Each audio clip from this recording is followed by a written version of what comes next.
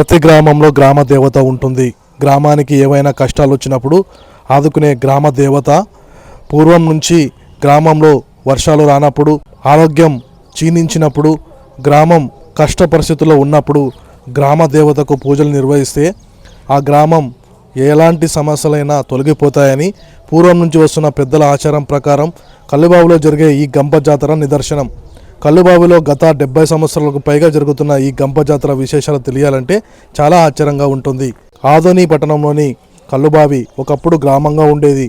కానీ ఇప్పుడు పట్టణంలో విలీనమైనప్పటికీ గ్రామంలో నిర్వహించే ఆచారాలన్నీ ఇక్కడ నిర్వహిస్తారు. ప్రతి గ్రామంలో గ్రామ దేవత ఒక్కరే ఉంటారు. కానీ కల్లుబావిలో కందనాతి మారేమవ్వ, ఆ కల్లుబావి మారేమవ్వ ఇద్దరు దేవాలయాలు ఇక్కడ ఉంటాయి. ఆలయ పూజారి అయినటువంటి ఈరప్ప స్వామి దేవాలయానికి 2 కిలోమీటర్ దూరంలో ఉన్న అడవిలో ఉన్నటువంటి మేకవంక నుంచి సెలిబిందతో అక్కడ పూజలు నిర్వహించి సెలిబింద మోసుకొని గ్రామంలోకి ప్రవేశిస్తారు.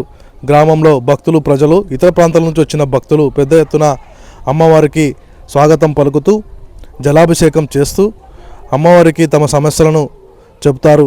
అమ్మవారికి సమస్యలకు పరిష్కారాలు చెబుతూ గ్రామంలోకి ప్రవేశిస్తారు. మంగళ వాయిద్యాల నడమ, సాంస్కృతిక ఆనందాల నడమ, జయ జయ ధ్వనాల మధ్య అమ్మవారి చెలిబిందె ఊరేగింపు కార్యక్రమం దేవాలయం చేరుకోగానే ముగుస్తుంది. అనంతరం వినిపించే భవిష్యవాణి కీలకం. గ్రామంలో వర్షాలు, పంటలు ఎలా పండుతాయి, గ్రామం యొక్క క్షేమం గురించి గ్రామ పెద్దలు అడుగుతారు. అప్పుడు అమ్మవారు భవిష్యవాణి వినిపిస్తారు. ఈ భవిష్యవాణిని శ్రద్ధగా తిలకించి వారు ఇక్కడి నుంచి గంప జాతర ముగుస్తుంది.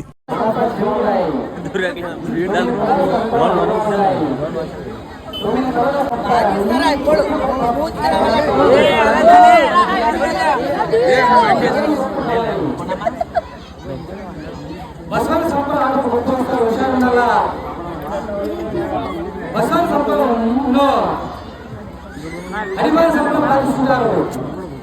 హరిమాన సంపద ఆ భూమ సంపద భూమిగా 4 సంపదలు ఏమవుతాయి, ఆపదలు 4 సంపద పాటలు ఏమవుతాయి. హుషారుండాలా, ఎక్కడ పాలించినా కానీ, ఎంత కష్టం వచ్చినా కానీ నేను సంపద గొప్ప సంపద పాటించి నిలబడి నా మైండ్ చేస్తా.